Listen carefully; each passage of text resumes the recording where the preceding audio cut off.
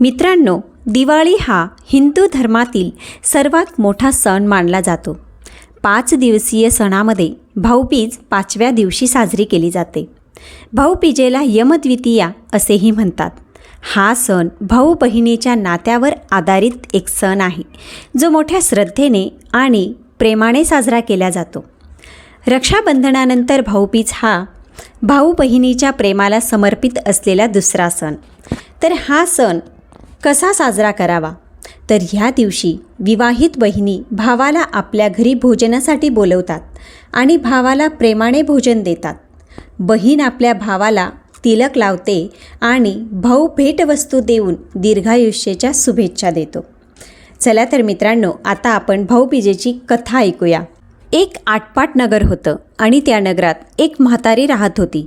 तिला एक मुलगा आणि एक मुलगी असे 2 अपत्य होते. मुलीचे लग्न झाले होते आणि ती दूर देशी राहत होती. घरच्या गरिबी परिस्थितीमुळे त्या मुलाला आपल्या बहिणीच्या घरी जाणे जमत नसे. बहिणीच्या घरी देखील सासरचा गोतावळा मोठा असल्यामुळे तिला देखील यायला जमत नसे. एका वर्षी दिवाळीमध्ये त्यानं विचार केला की या वेळेस भाऊबीजेला आपण आपल्या बहिणीच्या घरी जावे. त्याने आपल्याला जमेल तशी बहिणीसाठी साडी चोळीची व्यवस्था केली. आपल्या लेकीला भाऊ भेटायला जाणार म्हणून आई देखील आनंदात होती. त्या काळात वाहतुकीची काही जास्त अशी साधने उपलब्ध नव्हती. त्यामुळे तो आपल्या बहिणीच्या घरी जाण्यासाठी पायीच निघाला. एक जंगल पार केल्यानंतर त्याला वाटेत एक नदी लागली. ती नदी त्याला म्हणू लागली, मी तुझा काळ आहे, मी तुला आता माझ्यासोबत वाहून घेऊन जाईल. तेव्हा तो त्या नदीला म्हणाला, मी खूप वर्षानंतर माझ्या बहिणीला भेटण्यासाठी जात आहे. खूप वर्ष झाले आम्ही एकमेकांना भेटलो नाही. तेव्हा मला आता जाऊ दे आणि बहिणीस भेटू दे. भेटून झाल्यावर येताना तू मला वाहून घेऊन जा. नदीला त्या भावाचे हे बोलणे ऐकून दया येते. ती मागे सरकते आणि त्याला म्हणते, येताना मी तुला सोडणार नाही. नदीला वंदन करून तो पुढे जातो. तेथे थोड्याच अंतरावर त्याला एक नाग भेटतो. तो नाग त्या मुलास म्हणतो, मी तुझा काळ आहे, आता मी तुला दंश करणार. तेव्हा त्या नागास पुन्हा सांगतो की मी बऱ्याच वर्षापासून माझ्या बहिणीला भेटलो नाही. आता दिवाळी सुरू आहे, उद्या भाऊबीज आहे, मी तिला भेटतो आणि येताना तू मला दंश कर. त्या भावाचे हे बोललेले ऐकून नागही गहिवरतो आणि त्याला सांगतो, ठीक आहे, तू तुझ्या बहिणीस भेट, पण येताना मी तुला सोडणार नाही, मी तुला दंश करणार. तो भाऊ त्या नागाचे आभार मानतो आणि पुढे जाण्यास निघतो. आता तो एक डोंगर पार करून दुसऱ्या जंगलात शिरतो. तेव्हा त्याच्यासमोर एक वाघ येतो. तो वाघही त्याला सांगतो, मी तुझा काळ आहे, आता मी तुला खाणार. तेव्हा भाऊ म्हणतो, भाऊबीज आहे, बहीण माझी वाट पाहत असेल, माझ्या वाटेकडे डोळे लावून बसली असेल, मी तिला जाऊन भेटतो आणि येताना तू मला खा. त्याचे हे बोलले ऐकून वाघही शांत होतो आणि त्याला सांगतो, बरं, तू तुझ्या बहिणीला भेट, भाऊबीजेला ती तुझी वाट पाहत आहे, पण येताना मात्र मी तुला खाणार, हे तू लक्षात ठेव. त्याचेही आभार मानून भाऊ पुढे निघतो. अशा तऱ्हेने तो आपल्या बहिणीच्या घरी जातो. तो दारातून बहिणीला आवाज देतो. तेव्हा बहीण सूत कातत असते. ती भावाचा आवाज ऐकते, पण तितक्यात त्या सुताचा कात तुटतो. तेथे असे मानले जाते की जर सुताचा कात तुटला तर ते अशुभ असते. म्हणून ती भावाचा आवाज ऐकूनही त्याला पुन्हा प्रतिसाद देत नाही. भावाला फार वाईट वाटते की मी इतक्या दुरून बहिणीला भेटण्यासाठी आलो आहे, पण बहीण साधा प्रतिसादसुद्धा मला देत नाही. तो निराश होऊन माघारी जाण्यासाठी वळतो. तेवढ्यात बहीण विणत असलेल्या त्या सुताचा कात पुन्हा जुळते. बहीण तशीच उठते आणि दाराशी पळत जाते आणि आपल्या भावाला आवाज देते. भाऊ निराशेने तिच्याकडे पाहतो. तेव्हा ती घडला प्रकार त्याला सांगते. भावाला पाहून तिला खूप आनंद झालेला असतो. तिला काय करावे ते सुचत नाही. ती शेजारी राहत असलेल्या आपल्या मैत्रिणीकडे जाते आणि तिला विचारते, आपल्या घरी आपली प्रेमाची जवळची व्यक्ती आली तर काय करावे? तेव्हा तिची मैत्रीण तिला चेष्टेने सांगते, तू तेलाने घर सारव आणि तुपाने तांदूळ शिजव बहीण इतक्या आनंदात असते की तिला मैत्रीण नेमकं काय सांगत आहे तेही लक्षात येत नाही. ती धावत पळत घरात येते आणि तेलाने घर सारवते आणि तुपामध्ये तांदूळ शिजायला टाकते. बराच वेळ झाला तरी तेलाने सारवलेले घर वाळत नाही आणि तुपात शिजायला टाकलेला तांदूळ शिजत नाही. भावाला मात्र खूप भूक लागलेली असते. तो तिला सांगतो, ताई, मला खूप भूक लागली आहे, काहीतरी खायला दे. ती पुन्हा तांदळाकडे पाहते तर ते तांदळ काही शिजलेच नव्हते. म्हणून ती पुन्हा पळतच शेजारणीकडे जाते आणि तिला सांगते, अगं, तू सांगितल्याप्रमाणे मी तेलाने घर सारवले, तुपात तांदूळ शिजायला टाकले, पण तांदूळ काही शिजत नाही आणि घर काही वाळत नाही. तेव्हा तिची मैत्रीण हसू लागली आणि म्हणाली, अगं, मी तर तुझी चेष्टा केली होती, तू तर खरंच तसंच केलं. आता घरी जा आणि दुधात तांदूळ टाक आणि शेणाने घर सारव. बहीण पुन्हा लगबगीने घरी येते, दुधात तांदूळ टाकते आणि शेणाने घर सारवते. ती पटकन खीर बनवते आणि भावास पोटभर जेवण देते. भाऊ मोठ्या आनंदाने जेवण करतो. त्यानंतर ती आपल्या भावास ओवाळते. नंतर भाऊ घरी जाण्यास निघतो. बहीण प्रेमाने जात्यावर गहू दळते आणि त्याचे त्याला लाडू बनवून देते. ते लाडू तो बरोबर घेऊन जातो. त्याच्या मनात येते की बहिणीने इतक्या प्रेमाने लाडू दिले आहेत, पण मी तर हे लाडू घेऊन घरापर्यंत पोहोचू शकत नाही, कारण पुढे माझा काळ, वाघ, नाग आणि नदीच्या रूपात उभे आहेत. पण तो काहीही न बोलता बहिणीला आनंदाने निरोप देतो आणि निघतो. तितक्यात थोड्या वेळात तिची मुलं घरी येतात आणि आम्हाला काहीतरी खायला दे म्हणून तिला बोलू लागतात. तेव्हा तिने भावासाठी बनवलेले लाडू घेतले आणि मुलांना खाण्यासाठी ती देऊ लागली. पाहते तो काय, ते लाडू हिरवे झालेले असतात. ती धावत पळत जात्याकडे जाते आणि पाहते तो काय, त्या जात्यात एक मेलेला साप पडलेला असतो.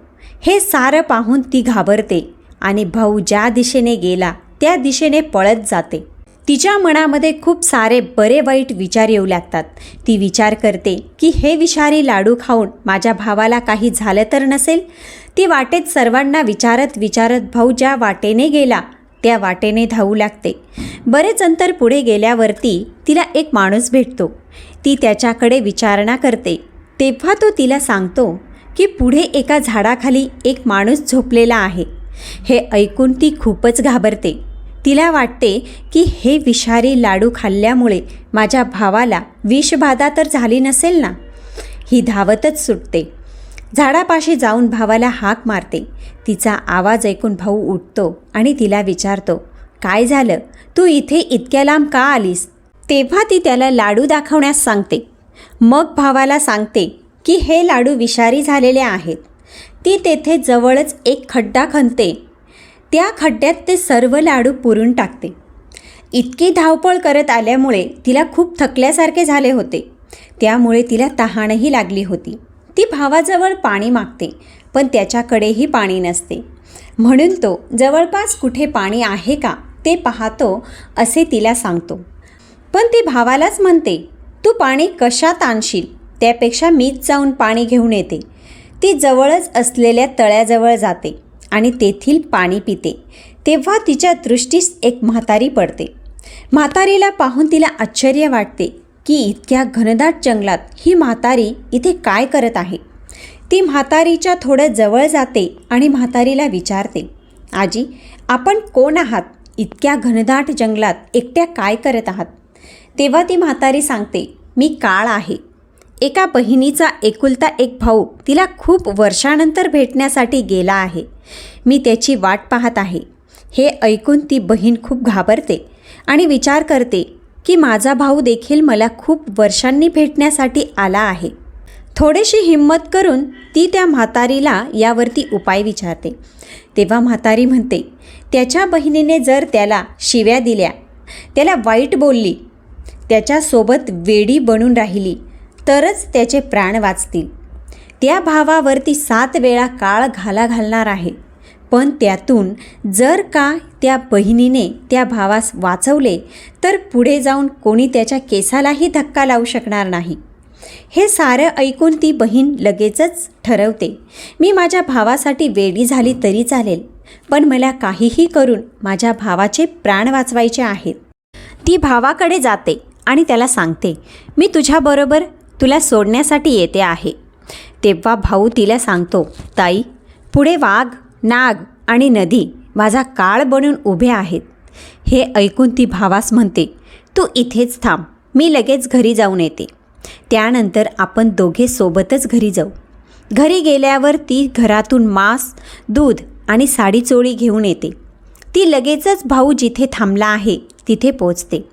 त्यानंतर दोघेजण पुढच्या प्रवासाला सुरुवात करतात. जंगलातून जात असताना वाघ भावाच्या समोर येतो. वाघ भावाला खाण्यासाठी पुढे सरसावतो. तेव्हा बहीण त्याच्या समोर मांस टाकते. तो वाघ ते मांस घेतो आणि जंगलात निघून जातो. आणखी पुढे काही अंतरावर गेल्यानंतर नाग भावाला दंश करण्यासाठी येतो. ती लगेचच त्या नागाला दूध देते. नाग दूध पितो आणि निघून जातो. जंगल पार करून ते दोघे नदीजवळ पोचतात. आता नदी त्याला बुडवण्यासाठी येते. तेव्हा बहीण लगेचच तिला साडीचोळी देते आणि तिची पूजा करते. त्यामुळे नदी लगेचच मागे सरसावते. त्यानंतर ते दोघेही घरी पोचतात. घरी पोचल्यावरती तो आपल्या आईला सांगतो की बहिणीने कसे आपले 3 वेळा प्राण वाचवले आहेत. पण तेव्हा मात्र त्याला शिव्या देऊ लागते आणि खूप वाईट साईट बोलून अपशब्द बोलू लागते. काही वेळानं ती अगदी वेड्यासारखी करू लागते. सर्वजण तिची ही अवस्था पाहून हैराण होतात. ही अशी का वागत आहे? सर्वजण तिला समजवण्याचा प्रयत्न करू लागतात, पण ती मात्र वेड्यासारखंच वागत राहते. त्यामुळे सर्वजण तिला वेडी झाली असे समजतात आणि वेडी वेडी म्हणून चिडवू लागतात. ती रोज आपल्या भावास शिव्या देत असे आणि त्याला अपशब्द देखील बोलत असे. थोड्या दिवसातच तिच्या भावाचे लग्न ठरते. आता लोक बोलू लागतात की तुझी बहीण वेडी आहे, पण ती तुझ्यासाठी नशीबवान आहे, कारण ती आली आणि तुझे लग्न जमले. आता त्याचा साखरपुडा ठरला होता. तेव्हा ती आपल्या भावास शिव्या देऊ लागली आणि म्हणू लागली, अगोदर माझा साखरपुडा करा, त्यानंतरच याचा साखरपुडा करा. तिला फार समजावूनही ती काहीही समजून घेत नव्हती. तेव्हा तेथील एक वृद्ध महिला म्हणाली, तुझी बहीण तशी पण वेडीच आहे. तिला सांग की तुझा साखरपुडा आहे. जेव्हा तुझा साखरपुडा सुरू असेल तेव्हा तिला तुझ्या बाजूलाच बसव. तिला काय कळतं? बहिणीला देखील हेच हवं असतं की काहीही करून तिला भावाशेजारीच थांबायचे असते. जसा साखरपुडा सुरू झाला तशी मंडपात आग लागली. पण बहीण मात्र सावध असल्यामुळे ती लगेचच ती आग विझवते. पुन्हा एकदा भावावरचे संकट टळते. आता घरामध्ये लग्नाची तयारी सुरू होते. तेव्हा तेथेही वेडेपणा करू लागते. ते सर्वांना सांगू लागते की आधी माझे लग्न लावा, त्यानंतर त्याचे करा. तिच्या वेडेपणामुळे तिला लग्नात देखील भावाच्या जवळच उभे करतात आणि त्यानंतर लग्न लागतं. लग्न झाल्यानंतर जेव्हा नवरा मुलगा बाहेर पडू लागतो तेव्हा ती सांगते की पुढच्या दाराने नाही जायचं, मागच्या दाराने जा. ती काहीही ऐकत नसल्यामुळे तिच्या मनशांतीसाठी नवरदेवाला पुढच्या दारानं न नेता मागच्या दाराने बाहेर काढतात आणि तितक्यात पुढच्या दाराचा सर्व मंडप खाली कोसळतो. पुन्हा एकदा ती आपल्या भावाचे प्राण वाचवते. आता घरी गेल्यानंतर ती पुन्हा सर्वांना सांगते, मी माझ्या भावा आणि वहिनीसोबतच झोपणार. तेव्हा सर्वजण तिला खूप समजवण्याचा प्रयत्न करतात, मात्र ती आपल्या हट्टाला पेटलेली असते. मला नवरा नवरीच्या खोलीत झोपायचे आहे. काहीही करून ती ऐकायला तयार नसल्यामुळे सर्वजण त्या गोष्टीसाठी होकार देतात व ती नवरा नवरीच्या खोलीतच झोपते. भाऊ आणि वहिनी झोपी जातात, पण तिला मात्र झोप येत नाही. ती जागसूद असते. मध्यरात्रीच्या वेळी त्या खोलीत एक नाग येतो. बहीण मात्र जागीच असते. ती जशी त्या नागाला पाहते तशी लगेचच कुऱ्हाडीनं त्याचे 3 तुकडे करते. ते तुकडे टोपलीखाली झाकून आता ती बिनधास्तपणे झोपी जाते, कारण आता तिच्या भावावरचा धोका पूर्णपणे टळला होता. आज खूप दिवसानंतर ती इतक्या निर्धास्तपणे झोपली होती. सकाळी नवरा नवरी उठून जातात, पण तिला मात्र जाग येत नाही. तिची आई सर्व पाहुण्यांसह म्हणते की पुन्हा ही उठली तर वेड्यासारखी करेल म्हणून मी पटापट आवरून घेते. आई सर्व पटापट आवरते आणि पाहुण्यांना देखील आपापल्या घरी रवाना करते. बहीण जेव्हा उठते तेव्हा पाहते की घरात कुणीही पाहुणे मंडळी नाहीत. तेव्हा ती आपल्या आईस विचारणा करते की सर्व पाहुणे कुठे गेले, तू सर्वांना लगेच इथे घरी बोलाव. त्याप्रमाणे आई सर्व पाहुण्यांना पुन्हा घरी बोलवते. मग ती सर्व पाहुण्यांना सांगते, मी वेडी नाही, माझ्या भावावरती जीवाचे संकट होते. काळ त्याच्या मागे लागला होता. त्याला वाचवण्यासाठी आणि त्याच्यावरील हा धोका टाळण्यासाठी मी त्याला वाईट साईट बोलले आणि वेड्यासारखे वागले. हाच एक उपाय होता म्हणून मी तसे वागले. आता मात्र माझ्या भावावरचा काळ टळला आहे. रात्री देखील एक नाग त्याचा काळ बनून आला होता, पण मी त्याला मारून त्याचे तुकडे टोपल्याखाली झाकून ठेवले आहेत. सर्वजण आत जाऊन टोपलीखाली पाहतात. तो तेथे खरंच नागाचे तुकडे पडलेले असतात. तेव्हा सर्वांना बहिणीवरती विश्वास बसतो. ती जे बोलत आहे ते खरं आहे. तेव्हा ती सांगते की आता माझ्या भावावरील संकट टळले, त्यामुळे अगोदर माझ्या सासरी पाठवणी करा आणि मग तुम्ही सर्व तुमच्या घरी जा. तेव्हा बहीण भावाला ओवाळते. भाऊ तिच्या पाया पडतो आणि तिचे खूप आभार मानतो. बहीण पुन्हा आपल्या सासरी जाण्यास निघते. अशी ही भाऊबीजेची कथा. आजची पौराणिक कथा अशी आहे. सूर्याच्या अपत्यापैकी 2 अपत्ये म्हणजे मुलगा यम आणि मुलगी यमुना. सूर्याच्या मुलीचे म्हणजेच यमुनेचे लग्न झाल्यावर यम हा आपल्या बहिणीला सासरी भेटायला जात नसे. यमाला माहीत होते की तो मृत्यूची देवता आहे. आपल्या बहिणीच्या संसारावर आपली काळी सावली पडायला नको आणि तिच्यावर कोणतेही संकट यायला नको, म्हणूनच तो बहिणीकडे जाण्यास टाळाटाळ करायचा. यमुनेच्या सासरच्या लोकांनाही यमाच्या घरी येणे अजिबात आवडत नव्हते. पण यमुनेच्या मनात मात्र भावाबद्दल वाटणारी ओढ तिला स्वस्थ बसू देत नव्हती. लहानपणापासून एकत्र राहिलेले, पण त्यानंतर असे अचानक भावाचा विरह तिला सहन होत नव्हता आणि त्यामुळेच भाऊ यमाला खूप कळवळीची विनंती तिने केली. त्यावेळी न राहून मात्र यमाला यमुनेला भेटायला यावेच लागले. ज्या दिवशी यमुनेच्या सासरी तिला भेटायला गेला तो दिवस म्हणजे कार्तिक शुद्ध द्वितीयता होय.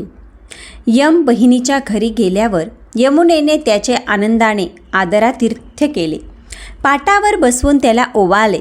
यमानेही बहिणीसाठी साडी चोळी अलंकार अनेक भेटवस्तू दिल्या आणि म्हणाला, यमुने, माग अजून काय हवं आहे तुझ्या भावाकडून तुला. तेव्हा यमुना म्हणाली, मला तर कसली कमी नाही, पण तू दरवर्षी याच दिवशी मला भेटायला येत जा. आणि हो, ह्या दिवशी जी कोणी बहीण भावाला ओवाळेल त्या तिच्या भावावर तुझी नजर पडू देऊ नको. यम तिला तथास्तू म्हणतो. म्हणूनच या दिवशी सगळीकडे भाऊबीज साजरी करतात. भाऊबीजेचा हा सण संपूर्ण भारतामध्ये वेगवेगळ्या नावाने वेगवेगळ्या पद्धतीने साजरा केला जातो. यमुना नदीत स्नान करणे अत्यंत पवित्र मानतात.